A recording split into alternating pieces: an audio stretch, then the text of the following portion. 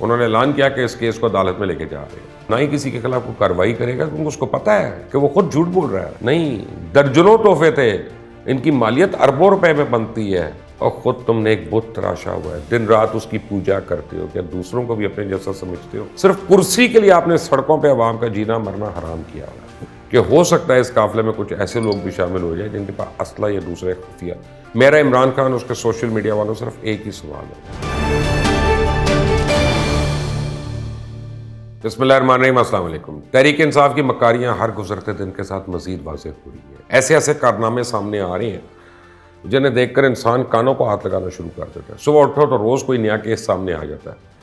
ہر روز کوئی نہ کوئی ایسی بات سامنے آ جاتی ہے جو پاکستانی ہونے کے ناطے ہمیں شرمندہ کرنا شروع کر دیتی ہے، اور ہم سوچ میں پڑ جاتے ہیں کہ اللہ ایسے ایسے حکمران کے ساتھ کبھی ہم کندھے سے کندھا ملا کر کھڑے ہوتے تھے، ان کی دوستی پہ ہم فخر کیا کرتے تھے. پاکستان کی ساری سیاست گھوم کر توشہ خانہ کے ارد گرد پہنچ چکی ہے. عمران خان نے توشہ خانہ کیس میں جیو نیوز اور ملکی اداروں پہ چند سنگین الزامات عائد کر دیے. انہوں نے اعلان کیا کہ اس کیس کو عدالت میں لے کے جا رہے ہیں. آرمی چیف کے معاملے پر بھی عمران خان ہر روز ایک نیا بیان داغ رہا ہے. اس نے ایک ایسا بیان دیا جس کا نہ کوئی سر ہے نہ کوئی پیر ہے. وہ بیان کیا تھا؟ کیا واقعی عمران خان کو توشہ خانہ کیس میں کارروائی کا اختیار ہے؟ اور لانگ مارچ کی اب تک کی صورتحال کیا ہے؟ بندے پورے کرنے کے لیے کیا کیا کنڈے استعمال کیے جا رہے ہیں؟ اس سب پہ بات کروں گا. لیکن آگے بڑھنے سے پہلے اگر آپ نے یہ چینل سبسکرائب نہیں کیا تو پلیز کر لیں اور بیل آئیکن کو پریس کرنا مت بھولیں. عمران خان نے پہلے ایک ٹویٹ کی، اس کے بعد اپنے جلسے میں اعلان کیا کہ وہ جیو کے خلاف برطانیہ کی عدالت میں کارروائی کرے گا. کل سے ان کی پارٹی کے رہنما بھی کافی شور کر رہے ہیں اور راگ صرف ایک الاپا جا رہا ہے کہ یہ ان کے خلاف پروپیگنڈا ہو رہا ہے، یعنی چور مچائی شور. میرا عمران خان اور اس کے سوشل میڈیا والوں صرف ایک ہی سوال ہے کہ جو شخص آپ کو صادق اور امین ہونے پہ شک کر رہا ہے، جو بھی آپ کو آئینہ دکھا رہا ہے، آپ کی اصلیت سامنے لا رہا ہے، آپ اس کو وہ ساری رسیدیں اور تاجر دکھا دیں جس کو آپ نے گھڑی اور باقی سارے تحفے بیچے. آپ ایف بی آر کے گوشوارے دکھا دیں تو ساری بات، سارے قصے، سارے پروپیگنڈا وہی مر جائے گا، ختم ہو جائے گا، دفن ہو جائے گا. لیکن ایسا ہوگا نہیں کبھی. نہ ہی عمران کسی کورٹ میں جائے گا اور نہ ہی کسی کے خلاف کوئی کارروائی کرے گا کیونکہ اس کو پتہ ہے کہ وہ خود جھوٹ بول رہا ہے. اس کو پتہ ہے کہ انہوں نے چوری کے ساتھ ساتھ مبینہ طور پہ منی لانڈرنگ بھی کی ہے. جو جہاز سے پیسے بھر بھر کر لائے گئے تھے، کیونکہ اگر یہ لوگ سچے ہوتے نا تو خود نہ ریکارڈ دکھا دیتے. آپ توشہ خانہ کیس کی تفصیلات اٹھا کر دیکھ لیں. جب سے توشہ خانہ کا کیس شروع ہوا ہے، عمران خان ایک بار بھی تفتیش میں شامل نہیں ہوا. ایک رسید اس نے آج تک جمع نہیں کرائی، کوئی ٹیکس گوشوارے جمع نہیں کرائے. یہ سب وہ باتیں ہیں جو الیکشن کمیشن میں ثابت ہو چکی ہیں. بلکہ توشہ خانہ چھوڑیں، وہ دور کی بات ہے، اسے تو ممنوعہ فنڈنگ کیس سے بھی ایک جواب نہیں جمع کرایا. الٹا ایف آئی اے نے جب تحقیقات شروع کی، عمران خان کو طلبی کا نوٹس بھیجا تو اس نے الٹا ایف آئی اے کا دائرہ اختیار چیلنج کر دیا کہ ایف آئی اے کون ہوتا ہے مجھے بلانے والا، اس کی کیا مجال جو ہم سے سوال کرے. ہم تو ہر قسم کے سوال سے، ہر قسم کی جواب طلبی سے ماورا ہیں. دوسری جو سب سے بڑی رٹ لگائی جا رہی ہے کہ جی ایک گھڑی تھی نا بھائی، ایک گھڑی نہیں تھی، نہیں، درجنوں تحفے تھے، ان کی مالیت اربوں روپے میں بنتی ہے. آپ کے لیڈر کے سارے اثاثے جو ابھی تک ڈکلیئر کیے ان کو سب کو ملا بھی لیا جائے نا تو پھر بھی ان تحفوں کی قیمت زیادہ بنتی ہے.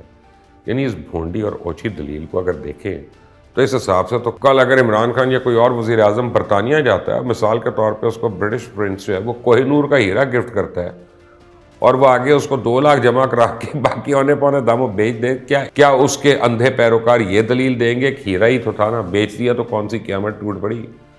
اور خود تم نے ایک بت تراشا ہوا ہے، دن رات اس کی پوجا کرتے ہو. کیا دوسروں کو بھی اپنے جیسا سمجھتے ہو؟ اور وہ بت کتنا عجیب ہے، اس کو بھی شارٹ ٹرم میموری لاس ہے. یہ گولڈن فش میموری کی طرح اس کی میموری ہے، اس کی بیماری ہے. 1 گھنٹہ پہلے ایک بیان دیتا ہے، دوسرے ہی گھنٹے جیسے اس کی دوائیوں کا اثر کام ہوتا ہے تو اس کی چابی گھوم جاتی ہے اور وہ غلط سمت میں دوڑنا شروع کر دیتا ہے. آج دوپہر کی بات آپ کو بتاتا ہوں. عمران خان نے چند من پسند صحافیوں کے سامنے کہا کہ آرمی چیف کا مسئلہ میرا ہے ہی نہیں، ہم تو اس معاملے میں کافی پیچھے ہٹ چکے ہیں اور اب ہم پیچھے بیٹھ کر سب کچھ دیکھ رہے ہیں. اس کے 2 گھنٹے کے بعد عمران خان نے ڈھونگ مارچ سے جب خطاب کیا تو اس میں پھر وہی گردان شروع کر دی. دوسرے چور ہیں، دوسرے ڈاکو ہیں، میری مرضی کا آرمی چیف نہیں لگ رہا، ملک کے فیصلے لندن میں ہو رہے ہیں، شریف خاندان کو میرٹ کا پتہ نہیں، مجھے صرف ایک بات بتا دو وہ کون تھا جو آج سے چند سال پہلے کانفرنسز میں نواز شریف اور شہباز شریف کی تعریفوں کے بڑے بڑے پل باندھتا تھا؟ وہ کون تھا جو ان کی آرگنائزیشنل سکلز کی تعریفیں کر کے زمین اور آسمان کے قلابے ملایا کرتا تھا؟ وہ کون تھا جو نواز شریف کو حقیقی جمہوریت کے لیے کام کرنے کی مبارکباد دیا کرتا تھا؟ اور وہ کون تھا جو نواز شریف کے آرمی چیف لگانے کے فیصلوں کی تعریفیں کیا کرتا تھا؟ کوئی اور نہیں تھا، عمران خان تھا۔ وہ خود تم تھے عمران، اگر تم کو لگ رہا ہے کہ تمہارے پرانے بیانات کے ثبوت مٹ گئے ہیں تو تمہاری خام خیالی ہے۔ وہ سب چیزیں، وہ تقریریں آج بھی آن ریکارڈ ہیں۔ بدقسمتی یہ ہے کہ ان تقریروں کو ہم ڈیپ فیک نہیں کہہ سکتے۔ آج آپ نے جو سپریم کورٹ میں جمع کروایا، جو مگرمچھ کے آنسو بہائے کہ ہمیں تو پتہ ہی نہیں تھا کورٹ کے احکامات تھا، اس سب کے بھی ثبوت موجود ہیں، جس میں تم نے اقرار کیا کہ سپریم کورٹ نے لانگ مارچ کی اجازت دے دی ہے۔ اب جو رام کتھا سنا رہے ہو کہ لانگ مارچ کے حوالے سے داروں کی رپورٹس غلط تھیں، اس کے بھی سارے ثبوت موجود ہیں۔ بس اس کے لیے آپ کو تھوڑا سا اپنے دماغوں پہ زور ڈالنا ہوگا۔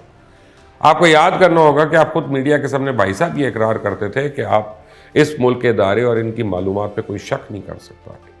اب اداروں کی حرمت کے درمیان صرف ایک کرسی آ گئی ہے، اور جب سے وہ کرسی آ گئی آپ کے خیال میں سب ادارے بھی مجرم ہیں اور ان کی رپورٹس بھی غلط ہیں۔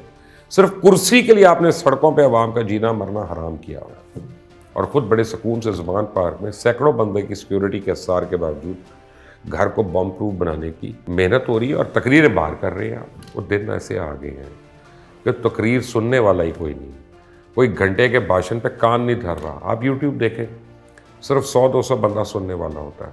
فرلانگ مارچ کی حالت اس سے بھی زیادہ ماڑی ہے۔ وہاں تو لوگوں کی بجائے پنجاب انتظامیہ نے بندے پورے کرنے کے لیے پولیس والوں کی ڈیوٹی لگائی ہے۔ کنٹینر کے ارد گرد لوگوں کی بجائے پولیس والے نظر آ رہے ہیں۔ قافلے میں عام لوگوں کی گاڑیوں کی بجائے صرف پروٹوکول اور سیکیورٹی کی گاڑیاں ہیں۔ حالات نے اس حد تک کروٹ بدل دی کہ پولیس والے اپنی گاڑیوں میں ڈھولک لے کے لانگ مارچ کی طرف جا رہے ہیں تاکہ لوگوں کا لہو گرمایا جا سکے۔ خواتین کو لانگ مارچ میں شرکت کے لیے پیسے بانٹے جا رہے ہیں۔ اس طرح خدا خدا کر کے یہ لوگ اب تک سرگودا پہنچے۔ دوسرا قافلہ شاہد جہلم پہنچ چکا ہے۔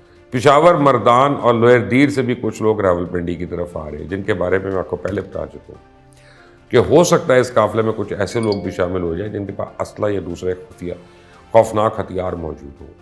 اگلے 48 گھنٹے انتہائی اہم ہے۔ انہیں میں فیصلہ ہو جائے گا یہ لوگ راولپنڈی پہنچیں گے کب، کیونکہ میری اطلاع کے مطابق 20 سے 21 نومبر کو یہ لوگ راولپنڈی پہنچنے والے ہیں۔ نومبر کی یہ تاریخ اور اگلا ہفتہ انتہائی اہم ہے۔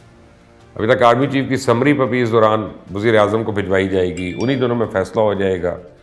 تحریک انصاف جس طرح شروع سے اس معاملے کو متنازع بنانے کی کوشش کرتی آئی ہے، جس طرح اس ملک میں انتشار پھیلانے کے لیے لوگوں کا لہو گرمایا گیا، ہو سکتا ہے راولپنڈی پہنچ گئے عمران خان کو نواں چند نہ چڑھا دیں۔ خان ہے، چند تو روز چڑھا سکتا ہے، کوئی بعید نہیں اس سے۔ انٹل دی نیکسٹ ٹائم، اللہ حافظ۔